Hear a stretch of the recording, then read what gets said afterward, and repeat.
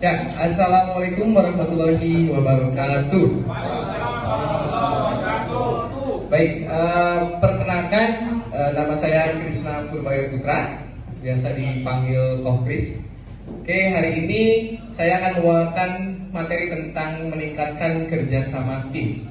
Nah, sebelumnya gimana nih Bapak Ibu kabarnya? Ada yang dari Malang asli, kemudian ada dari Bandung, ada dari Padang. Gimana kabarnya hari ini? Alhamdulillah, luar biasa. Masya Allah, terima kasih.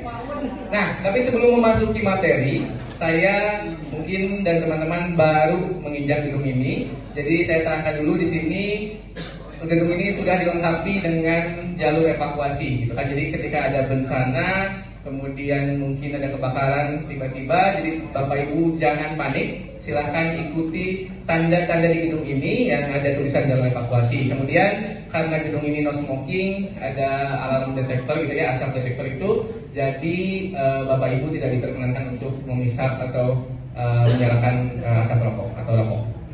Baik, kita kembali ke materi. Next, Pak. Ya, ini adalah the special one. Mungkin ada yang kenal siapa di sini di depan kita ini? Coach ya. Oke. Ini adalah Jose Mourinho ya, yang diceritakan dari gurunda kita, gitu kan. Jadi the special one ini uniknya. Saya akan cerita tentang Jose Mourinho. Kenapa saya cerita tentang beliau? Karena apapun tim sepak bola yang dilatih beliau akan menjadi juara, gitu kan? Bukan juara di negaranya, bahkan juara dunia. Nah, Jose Mourinho itu lahir di kota Porto, di Portugal. Kemudian dia menangani tim Porto, gitu kan? Nah, awal karir bahkan beliau itu bukan pesepak bola yang baik, tapi di masa dewasa yang profesional itu dia mempunyai kepercayaan bahwa dia punya skill untuk melatih sepak bola atau punya bakat untuk melatih sepak bola. Kemudian singkat cerita, Jose Mourinho itu melatih tim non unggulan yaitu FC Porto, tim kecil dari Portugal. Bahkan pas ketika sebelum dia datang itu FC Porto itu 20 tahun mungkin prestasinya nggak ada. Dan di sana warga-warga atau pendukungnya itu mulai tidak bergairah gitu, karena tim kesayangannya, kalau kita tuh Aremania selalu kalah, tapi kalau di sana Porto itu selalu kalah.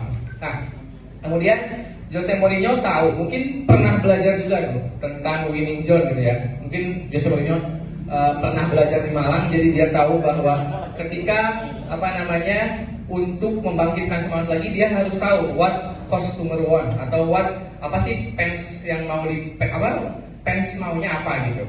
Jadi supporternya itu ternyata di Porto itu tuh ada lingkungan pekerja keras. Jadi di Porto itu semua masyarakatnya pekerja keras. Dan ketika ada tim atau kelompok yang mewakili nilai-nilainya, masyarakat itu bakal jatuh cinta lagi. Makanya Jose Mourinho ngambil kesimpulan, dia nggak mau pakai tim bintang manapun, dia mau pakai pemain lokal. Nah, jadi Jose Mourinho bentuk tim, kemudian nggak berselang lama, mungkin 6 bulan FC Porto juara liga di negaranya dan terpilih menjadi wakil Liga Champions satu-satunya yang ke Eropa gitu kan ya. Nah, sejarahnya tidak ada klub sepak bola manapun yang bisa menang di daratan Eropa gitu kan.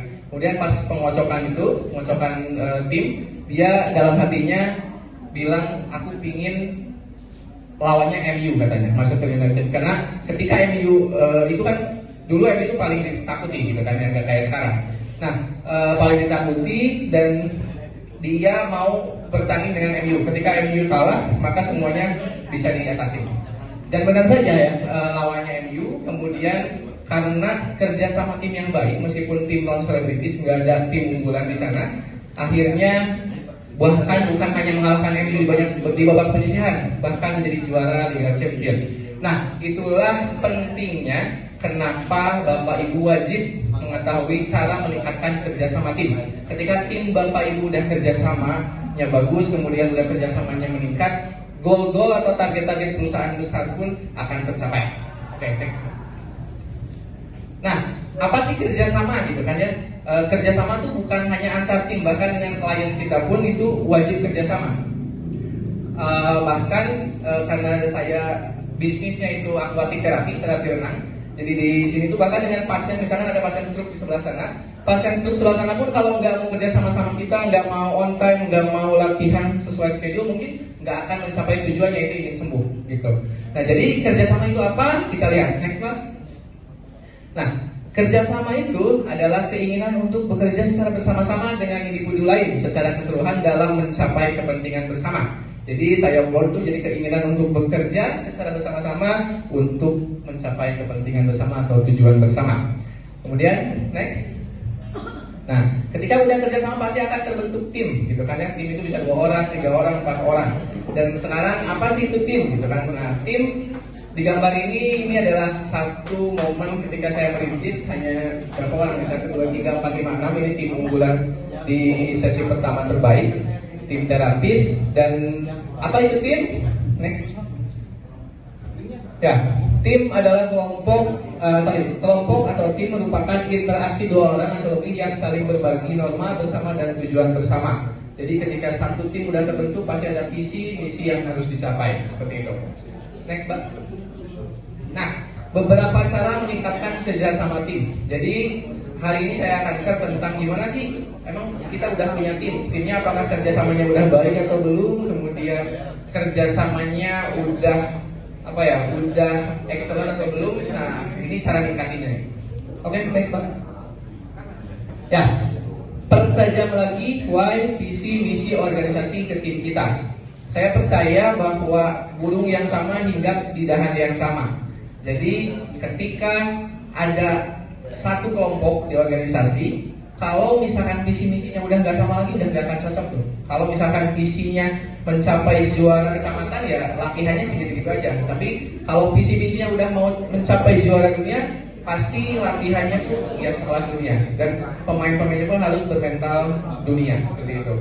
Jadi ketika kita udah nggak cocok lagi, biasanya pulang dari suatu tempat pelatihan, datang ke organisasi kita lagi, kemudian kita punya semangat baru, punya goal-goal baru. Biasanya ada tim-tim yang merasa dikorbankan dan biasanya ada yang keluar, gitu kan. Nah, itulah nanti yang bersih satu adalah tim yang sangat cocok, yang akan kerjasamanya meningkat terus karena visi misinya udah cocok, gitu.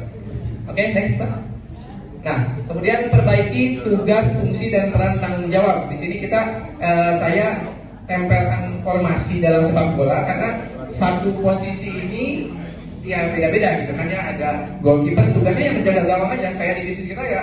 Kalau HRD tugasnya menjaga gitu kan, kayak gitu. Kemudian ada back itu mencegah kompetitor atau mencegah lawan kita nyerang gitu. Jadi antisipasi. Kemudian ada midfielder, dia yang umpan bola gitu kan, memainkan bola. Kemudian ada striker yang tugasnya yang cetak gol gitu. Jadi perbaiki tugas, fungsi dan peran tanggung jawab antar tim, maka tim-tim itu akan tahu gitu. Oh iya, saya tugasnya ini, kemudian saya tugasnya itu, dan ya udah ini tugas saya. Next. Ya. Kemudian tanamkan lebih kolaborasi kepada tim. Persaingan itu penting sebenarnya ya. Hanya kalau sekarang persaingan terus yang diangkat atau yang diisukan, mungkin sesama tim akan retak. Jadi kolaborasikan. Pemain terbaik tidak akan bisa mengeluarkan kemampuannya tanpa tim yang baik. Jadi meskipun dalam sepak bola atau dalam band itu yang terkenal pasti penyanyi atau pasti striker, tapi nggak akan bisa mengeluarkan kemampuannya kalau timnya yang nggak baik gitu. Oke, nah inilah beberapa cara untuk meningkatkan tim. Mungkin ada pertanyaan dari Bapak Ibu, 1 atau 2 pertanyaan. Oke, silakan Bapak. Oke, perkenalkan nama saya Fatur. Saya mau tanya, apabila tim di dalam tim itu terjadi perpecahan, apa yang mau diambil oleh Coach Chris? Langkah-langkah apa supaya membetulkan tim yang kadang retak dan terpecah? Nah, terima kasih Bapak Rozi untuk pertanyaannya. Jadi ketika ada perpecahan dalam tim, satu kita lihat dulu masalahnya apa. Kalau misalkan biasanya perpecahan tim itu satu yang paling besar di tim saya itu adalah masalah komunikasi. Berarti komunikasi antar diri itu biasanya salah paham atau miskom. Jadi ketika emang penyebabnya tentang komunikasi, saya akan bertindak sebagai mediasi nih. Kenapa gitu kan kayak gitu. Jadi dilihat dulu penyebabnya. Dan ketika udah terlihat penyebabnya, katakanlah komunikasi tadi, kita akan perbaiki. Oh, si ini ternyata kalau komunikasi harusnya melakukan dengan cara ini. Kalau komunikasi orang A ke orang B itu mengatasinya seperti beda lagi seperti itu. Itu Pak. Ya. Oke, karena waktu dan sesi kita udah habis, terima kasih atas perhatian Bapak Ibu. Kemudian semoga ilmu yang saya sampaikan bermanfaat khususnya bagi saya dan umumnya bagi Bapak Ibu. Saya ucapkan Assalamualaikum warahmatullahi wabarakatuh.